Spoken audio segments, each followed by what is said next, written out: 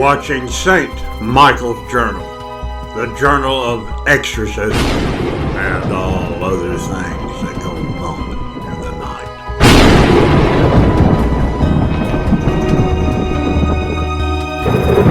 night. By the time this episode is published, it will have been nearly 3 weeks since the last issue of St. Michael's Journal, pressing medical issues being our only excuse.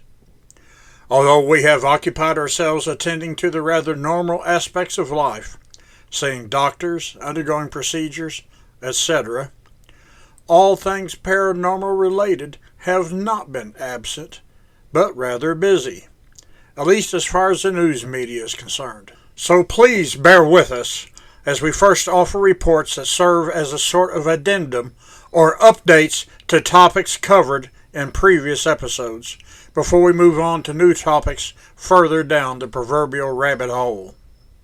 We begin with a story that we have been wanting to report in previous episodes, but time restrictions failed to allow the inclusion of information that might be enlightening for those who wish to experience strange and unusual vacations. I myself am strange and unusual. Although summer is rapidly winding down, those so inclined might plan a fall getaway, dining where the menu features the last meals of death row inmates, and lodging at a bed and breakfast featured in a classic horror movie. In a report published by NBC WCMH-TV, located in Columbus, Ohio, dated 7 July, we learned that the Ohio Museum of Horror would be welcoming visitors on July 17th. Exhibits consisting of human bones, creepy taxidermy, Ouija boards, haunted items, and true crime artifacts will all be on display at the new establishment, as well as a restaurant called The Last Meal, featuring a menu consisting of the final meals requested by infamous criminals on death row, along with serial killer-themed beverages. For example, according to the report, those with a culinary taste for entrees of the bizarre can eat the same meal that the psychopath John Wayne Gacy ate the evening before he was executed by lethal injection for the murder of at least 33 young men and boys between 1972 and 1978 in Northwood Park Township, Illinois, a suburb of Chicago. Known as the Killer Clown due to his public performances as a clown prior to the discovery of his crimes, Gacy ordered a bucket of KFC, French fries, a dozen fried shrimp, fresh strawberries, and a Diet Coke, and was allowed a final private picnic with his family on prison grounds. Can't make it to Ohio? Not to worry. According to the report, Nate Thompson, the founder, intends to open establishments nationwide similar to the Galion, Ohio, and the Monroe, Michigan locations. Followers of this publication will remember in our episode titled A Paranormal Potpourri, a Bizarre Anthology, published in August of 2023, we did a segment reporting on the possibility of a curse on the cast, crew, and filming locations of the movie Poltergeist. You might imagine our surprise when the following story cropped up on our computer screen. On August 6, T.K. Randall reported on the Unexplained Mysteries website that the house featured in the film is now open and accepting reservations for those brave enough to spend a night. Randall writes, "Last year we reported that the original house in Simi Valley, California that was used during the movie's exterior shots was up for sale for an eye-watering $1,174,999. Since then, the house has been snapped up, and now its new owners have not only restored it to its former glory, but have also made it available to guests who want to spend a night there. Impressively, the interior has also been updated to look almost exactly as it does in the movie. There's even a swimming pool outside, though presumably there are no skeletons in it. On the website advertising lodging at the house, we find the following byline. The iconic poltergeist house, where suburban calm meets cinematic terror and still hums with the eerie energy that made it a legend. Some things are better left unsaid. Just over a decade ago, when it seemed as if there were a multitude of reality-based television shows highlighting the work of intrepid paranormal researchers, those of us providing deliverance ministries, also known as exorcists, found ourselves caught up in the cultural trend, as seemingly everybody suddenly thought they had a ghost or demon in their home. Those were hectic days, to say the least. And the possibility arises that once again, our services may be in demand due to the following news. Warner Brothers Studios provided a press release stating, paranormal investigators Zach Bagans, Aaron Goodwin, Billy Tolley, and Jay Wesley respond to urgent calls for help in a gripping new season of Ghost Adventures House Calls, premiering Wednesday, August 20th at 10 p.m. Eastern Time or Pacific on Discovery Channel. Overwhelmed by invasive, terrifying, and unrelenting spirit activity that continues to escalate with no end in sight, distraught homeowners are desperate for the team's help. After assessing each harrowing case, Bagans deploys the team to the epicenter of the haunting to further investigate. Using their findings together, they work to bring clarity, resolution, and restore much-needed peace to each family in need. In the season premiere, Zach Bagans joins the crew for an emergency call in Las Vegas. A man believes his ex-wife is under demonic possession, and worse, their teenage daughter is caught in the entity's dangerous crossfire as the team races to intervene. Can they break the demon's hold before it consumes the entire family? Here at St. Michael's, we have already begun to dust off the exorcism kits and copies of the rite in preparation for what might prove to be a very busy fall and winter. As we reported in the segment Demonic Dolls in our episode titled Monsters That Touch, Demonic Dolls, and Stone-Throwing Ghosts, Oh My, another paranormal potpourri, published this last July, the Labubu dolls we reported on continue to be both highly popular and the target of much attention by the media. Writing for Christianity Today, Isabel Ong points out that the widespread criticism of the dolls, insisting that they are in fact demonic, has done little to dampen the sales of the cute little doll that is said to resemble the ancient Mesopotamian demon Pazuzu, who was made famous in modern times by the movie The Exorcist. Ms. Ong points out that the company making the doll has enjoyed a 10-digit profit. However, Ms. Ong goes on to suggest, correctly in our opinion, that we have become spiritually ambivalent, possibly due to our humanization of demonic entities through pop culture. She compares the depiction of demonic entities in the past in such a way that no one questioned the evil the drawings represented to the way such entities are presented today.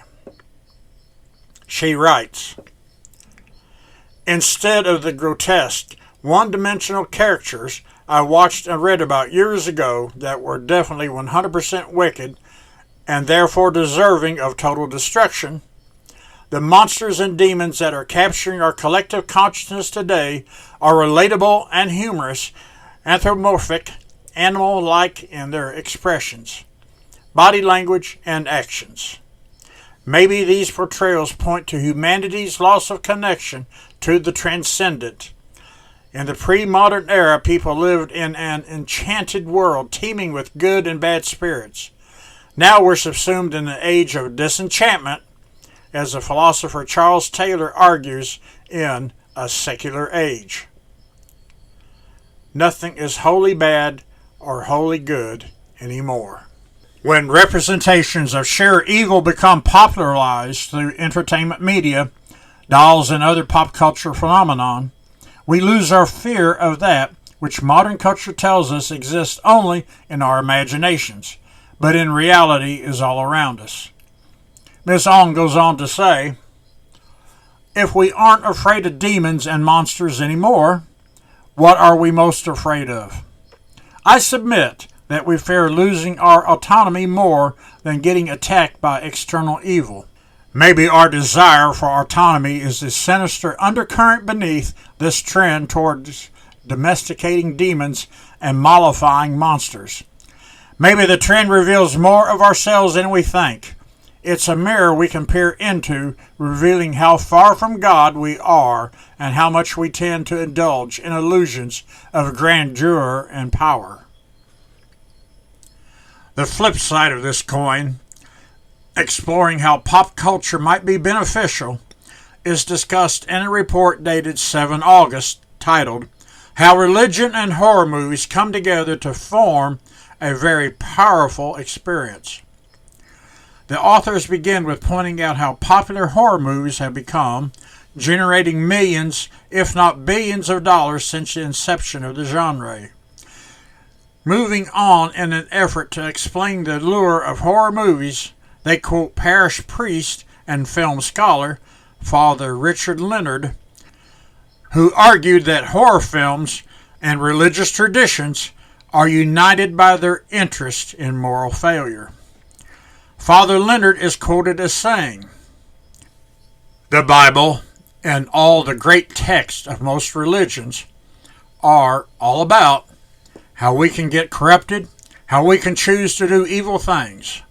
While films about exorcisms, dark rituals, and cults once reflected literal fears about slipping morality and Satanism, they now examine more existential questions about human choices and redemption. And just because practices like exorcism are on the decline in real-world Christianity, that doesn't mean that people aren't still absolutely interested in this interface between good and evil. They also quote Coltrane Scrivener, a research fellow at the Recreational Fear Lab at Aarhus University and psychologist at Arizona State University, whose research has found that some horror fans are dark copers who watch scary movies for therapeutic reasons. Scrivener said, these are people who are telling us they don't enjoy horror for the rush. They actually enjoy it because it helps them challenge their fears, learn the limitations of what they can handle, or see how they would react in a really stressful situation. Maybe Dr. Scrivener's hypothesis explains why paranormal investigators and exorcists, like myself, became fans of the TV series Supernatural, as the highly dramatized scenes reminded us of the very real events we have actually experienced. I am sure that some people, be they exorcists, paranormal investigators, or victims of diabolical infestations, could develop symptoms of post-traumatic stress disorder. Although I do not have PTSD, I do from time to time recall scenes of the paranormal events that I have experienced that are just as vivid and as troubling as the scenes that lurk in my mind from the days when I was a volunteer with a fire and rescue unit. First responders will tell you that you really do not want to see firsthand the blood and gore that results when in a high-speed accident a car wraps itself around a human, crushing and mangling, quickly claiming the life of the victim. Likewise, regardless of the immense desire some of us have to actually witness a real paranormal event firsthand, you are better off to simply watch such in movies and TV. Watching such events in a dramatized movie or TV series allows you to believe, to one extent or another, that these events are simply a figment of our collective imaginations, as skeptics and some scientists insist. But when you witness or experience an otherworldly event, you are forever changed. You no longer truthfully can say that the phenomena does not exist. In another story that began to trend this month, we find that, according to royal biographer Robert Hardman, Queen Elizabeth II once took part in an exorcism to calm concerns about a haunted room in Sandringham. Although some reports speculated that the ghost was that of Princess Diana, while others thought that it might have been a ghost of George VI who had died in the room, all reports mention that the rite performed was a blessing performed by a Church of England pastor and not a casting out of demons, although any such ceremony is nonetheless a type of exorcism. In other news regarding the Church of England, the National Secular Society of the United Kingdom published a report on 12 August titled, C of E doesn't know how many children it has exorcised. While the reports seem a bit misleading, inferring that the Church of England is targeting children by performing unnecessary exorcisms, the report does admit that there is no data available regarding the number of adults or children undergoing the rite. Likewise, they also point out that the diocesan bishop must approve the rite and prior psychological examinations must be performed. Nonetheless, the National Secular Society insists that telling a child he or she is possessed is in fact psychologically harmful. We rhetorically ask, if the child has undergone psychological evaluation and the doctor approves the use of deliverance rite as a therapy, where is there a problem? We are left to assume that the National Secular Society might be somewhat biased in their concerns, as their secular nature blinds them to the very real existence of diabolical evil entities.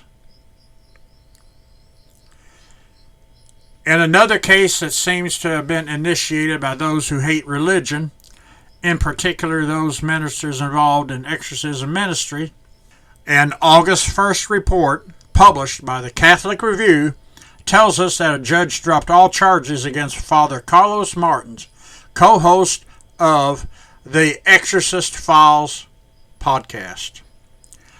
Father Martins had been charged with misdemeanor battery after an incident in which, while he was attempting to build rapport with a large group of 200 students and adults, he contrasted his own case of androgenic alopecia with the long hair of a girl in the crowd.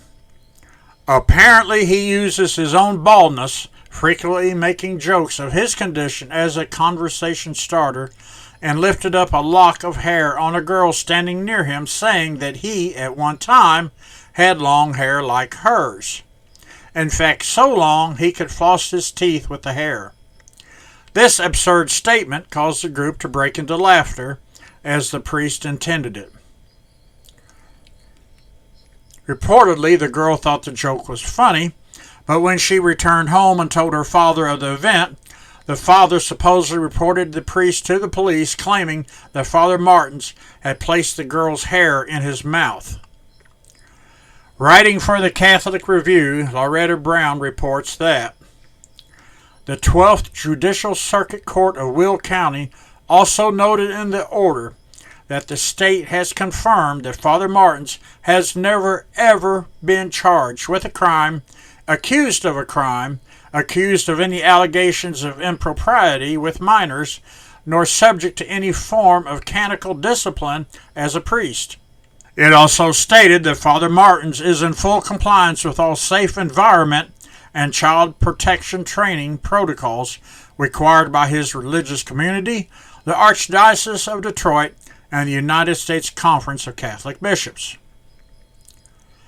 A blog titled Clerical Whispers had this to say in regards to the Father Martin's case. The scale of child abuse by Catholic clergy has been so horrendously problematic, with perpetrators remaining undealt with as part of the residue of the last pontificate, that the public and private capacity to distinguish real abuse from false accusations has become severely diminished. It required no great leap of imagination to notice that if one subscribes to a theological worldview in which good and evil are pitted against one another, then one of the Catholic Church's most effective exorcists might well attract adverse interest. Every day we read reports in which would-be exorcists, including Catholic priests, Protestant preachers, as well as lay people, have been accused of wrongdoing, even murder, while attempting to liberate a victim from the clutches of evil. In some cases, the charges are justified. In others, such as that of Father Martin's, the media reports are entirely false, such as the TV news reports that stated Father Martin's had placed a girl's hair in his mouth, even though 200 witnesses denied the report. Exorcists, deliverance ministers, and lay people must take every precaution to protect the victim. They must remain above reproach. Elsewise, the powers hell-bent on dominating the earth will have won yet another victory. One might wonder why St. Michael's Journal, the Journal of Exorcism, reports on the unidentified flying object and extraterrestrial alien phenomenon, which seems to be totally removed from the subject of exorcism, angels, and demons. However, as we reported in our episode titled The Reality of Non-Physical Reality, conventional wisdom is changing as there appears to be a growing number of academics and laypeople that question the old premise that UFOs and ETs are from outer space and are instead all too similar to accounts of supernatural entities from antiquity. In his book, Passport to Patagonia, From Folklore to Flying Saucers, Jacques Vallée wrote, "Our age has generated and continues to generate mythical material almost unparalleled in quantity and quality in the rich records of human imagination. More precisely, people have very frequently reported the observation of wonderful aerial objects, variously designated as flying saucers, unidentified flying objects, and so on. But investigators have neglected to recognize one important perspective of the phenomenon: the fact that beliefs identical to those held today have recurred throughout recorded history and under forms best adapted to the believer's country, race, and social regime. Emissaries from these supernatural bodies come to Earth, sometimes under human form, and sometimes as monsters. They perform wonders. They serve man or fight him. They influence civilizations through mystical revelation." What Vallée and others posit is that today's extraterrestrial aliens and associated unidentified aerial phenomena were in fact yesterday's angels, demons, and cryptozoological creatures that leapt forth from the annals of mythology. While some insist that these things are from another dimension, others maintain, as some have for years, that the phenomena can be attributed to advanced man-made technology. Many of the contemporary arguments have resulted from the release of video taken of cockpit instruments on U.S. Navy aircraft in 2004 during the so-called Tic Tac series of incidents that show the pilots tracking something on the radar, objects that defied known laws of physics. The British Daily Mail featured a story by Rob Raw on 10 August reporting that journalist and UFO investigator Ross Coulthart has sparked controversy by asserting that the craft, captured on video and later released by the Pentagon, is actually advanced man-made technology developed by aerospace giant Lockheed Martin. Coulthard suggested the craft may have been operated psionically, controlled through advanced mental or neurological means, and could be the product of reverse engineering non-human technology recovered by the U.S. government. In our opinion, the takeaway moment of the preceding quote is a suggestion by Coulthard that the technology is reverse engineered from recovered artifacts, which suggests the possibility that something, regardless where it was from, outer space or another dimension, was recovered, an accusation that continues to be discussed even in congressional hearings. However, as Rawl wrote in his Daily Mail report, leading experts in the field of unexplained aerial phenomena, UAPs, rejected Coulthard's explanation. UFO researcher Mark Christopher Lee made this argument. The tic-tac silent propulsion, instantaneous acceleration, and lack of visible lift mechanisms closely match sightings of similar craft documented centuries before modern aviation, making it unlikely to be current military tech. There have been documented sightings of the same type of craft even before the technological age. This continuity suggests an intelligent, non-human presence operating beyond our understanding. Here, once again, we see modern-day researchers alleging that contemporary sightings of the unknown entities bear an uncanny resemblance to sightings of the unknown throughout antiquity, as Jacques Vallée suggested. In response to the ongoing media blitz resulting from the government's release of reports surrounding the 2004 Tic Tac incident, retired pastor and author Reverend Barry Downing told Thomas Picano, a reporter for the Birmingham Press and Sun Bulletin, his opinions regarding the fervor. Maybe the angels were ETs or aliens in our understanding all along, but they wouldn't use that language in biblical times. The biblical people were way pre-space age. So to solve the problem is how do we translate or interpret the Bible? Downing said the parting of the Red Sea, as written in Exodus 14, could have happened as he has suggested. Picciano reported that Downing shared a painting from the back cover of the 1997 edition of his book to illustrate the idea that extraterrestrials might have been involved in the biblical event we think of as the Exodus.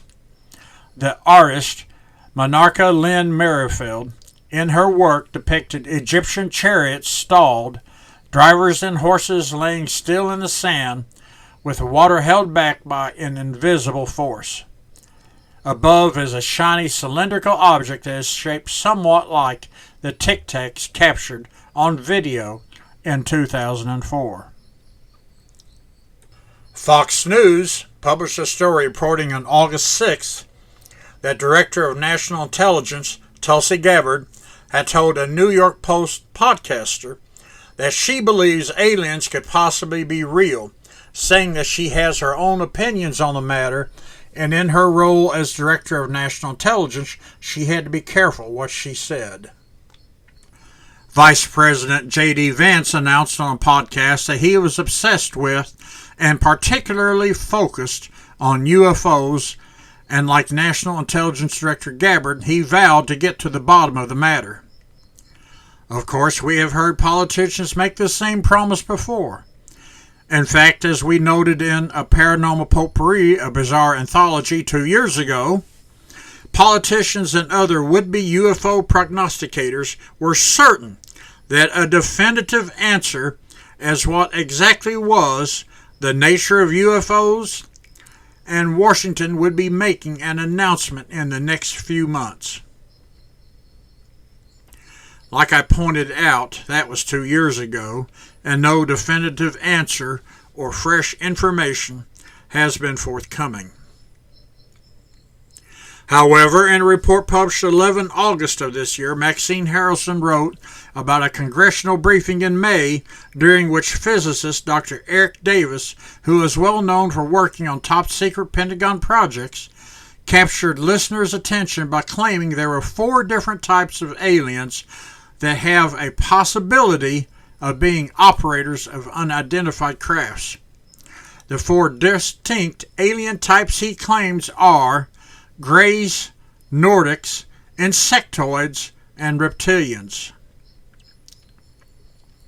In the report for Unilad.com, the British media company known for producing and distributing vile content, especially among young adults, Ms. Harrelson explains. Greys are small humanoids with smooth gray skin, large black almond-shaped eyes, and had a lack of typical human features like noses or ears. Nordics, on the other hand, are described as tall, slender beings similar to Scandinavian humans with blonde hair, blue eyes, and light skin.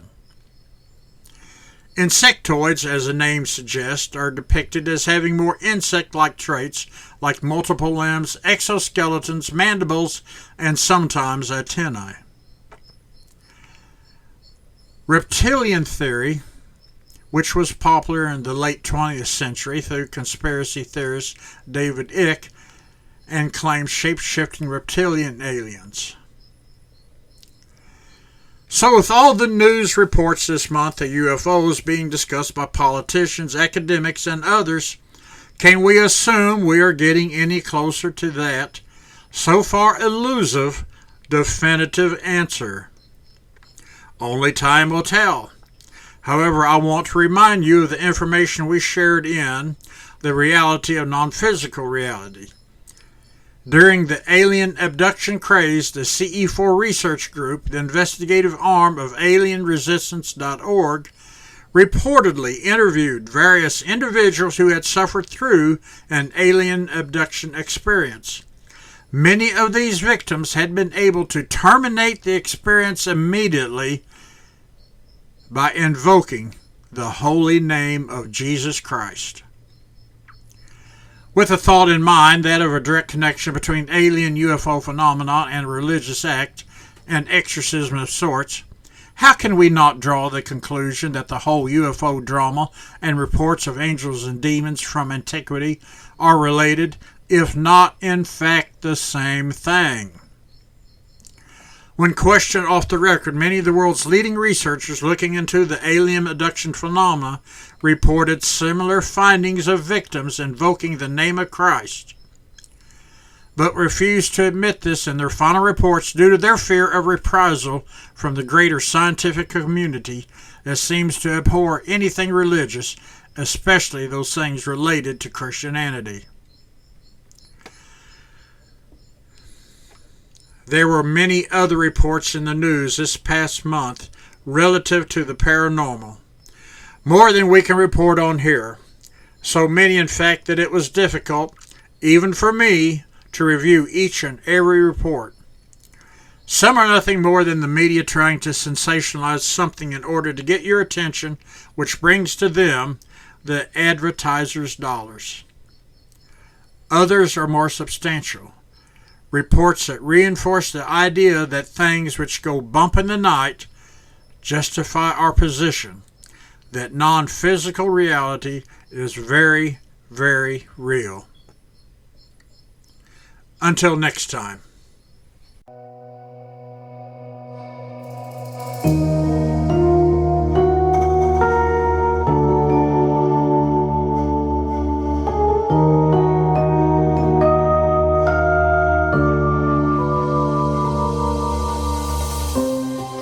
I would like to take this opportunity to thank you for joining us today and to ask that if you enjoyed our presentation, to please click on the like and subscribe buttons. The cases of paranormal related events described in each episode are intended to raise the audience's awareness of religious and spiritually related topics.